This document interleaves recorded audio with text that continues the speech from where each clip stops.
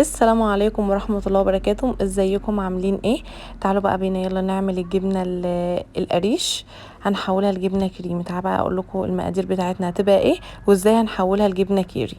معايا قطعتين من الجبنة القريش، معلقتين من القشطة، ربع كوباية من الزيت، كوباية حليب، رشة ملح. ممكن نستغنى عن كوباية، عن معلقتين القشطة. ورشه الملح عايزه تحطيها حطيها، مش عايزه زي ما انتي حابه يعني. هنجيب بقى الكبه بتاعتنا وهنحط فيها القطع الجبنه، هنقطعها 4 قطع كده عشان ما ينفعش ننزلها طبعا كلها مع بعضها في الكبه، فهنكسرها. قطعتها الى قطع وهنحطها في الكبه بتاعتنا. طبعا انت لو عايزه تستغني عن القشطه عادي، عايزه تستغني عن الملح مفيش اي مشكله خالص عادي يعني، ده حاجه بقى ترجع لك اللي انت حباه. هحط بقى معلقتين القشطه، بس القشطه بتخليها حلوه قوي يعني. القشطه بتبقى جميله. وبعدين بحط كوبايه الحليب، وبعدين بقوم حاطه رشه الملح.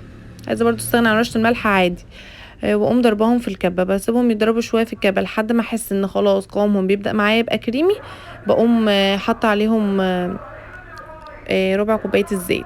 عايزه بقى تحطي معلقه زيت عادي، عايزه تحطي ربع كوبايه زيت برضو اللي يريحك يعني. اللي انت عايزه تحطيه بتعمليه. بصراحة بالنسبة لي حلوة قوي، لان في ناس كتير مننا بترمي جبنة القريش. في ناس ما بتحبش تاكلها.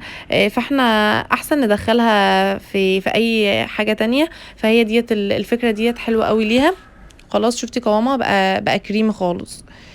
هنا خلاص كنت خلصت الجبنه القريش وتحولت قوامها كريمي جدا، وكانت حلوه قوي قوي. ولسه هشكلها وهعملها بكذا بقى طعم انتي حباه. هوريكم معايا في الفيديو، طبعا معايا في الفيديو للاخر. كده بقى الجبنه خلاص معانا خلصت وبقت قوامها كريمي قوي وعامله زي الجبنه الكيري، وكانت حلوه قوي. فشكلتها وعملت طبق جبنه بالزيتون، وعملت طبق جبنه ساده، وعملت طبق فيه حبة البركة. بصراحة التلاتة كانوا حلوين. اللي انت عايزة بقى تعملي اللي انت عايزاه. عايزة تحطي مثلا تعملي طبق سلطة، جبنة اللي هي جبنة السلطة، تحطي عليها فلفل اللي هو الألوان حطي. عايزة تحطي سوسيس حطي. عايزة تعملي وانت بتضربي الجبنة تضربي معاها بسطرمة برضو عادي. اي حاجة انت عايزة تشكليها بيها وحباها تعمليها. الطريقة دي حلوة قوي. تعملي بيها سندوتشات للعيال وهم رايحين المدرسة. تعملهم سندوتشات الفطار الصبح. حلوة قوي. تستغلي اصلا بدل ما تبوظ عندك الجبنة، تستغلي ان انت تعمليها جبنة كيري كده. خلصت وصفة الجبنة سهلة جدا بمكونين بس، عملنا كمية حلوة. الجبنة مدتها هي اسبوع واحد، ما بتقعدش اكتر من كده.